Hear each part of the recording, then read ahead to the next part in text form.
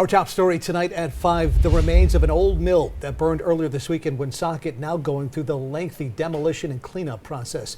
Thanks for joining us. I'm John DeLuca. And I'm Tiffany Murphy. That fire consumed just one of many industrial sites that have been left abandoned in the Ocean State.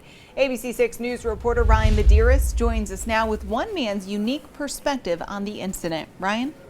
Tiffany, this week's mill fire in Woonsocket providing a stark reminder of an ongoing problem. I spoke with a historian today who says these instances are happening too often. A historic mill going up in flames in Woonsocket on Monday. It's one of countless examples, particularly in Woonsocket, but throughout the Blackstone Valley, of beautiful mill buildings of a particular era just gone.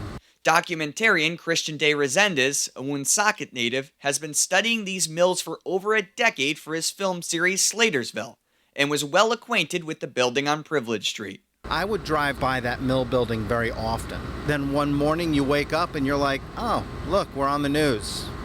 Great. You know, and it's just incredibly sad. Resendez says the sorrow stems from knowing many old mills can be an important part of the community. These buildings are precious to our history, and we need to do our best to find ways to repurpose them, either for commercial or residential. With a lack of upkeep comes a fire hazard.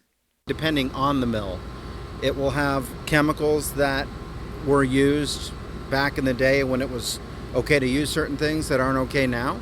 If it's a really old mill, it will have oil-soaked floors, and all you need is just to light a match and then it goes up. Resendez says the Woonsocket fire is another reminder that action must be taken. I think that more can always be done because we're not moving fast enough to get these buildings into shape.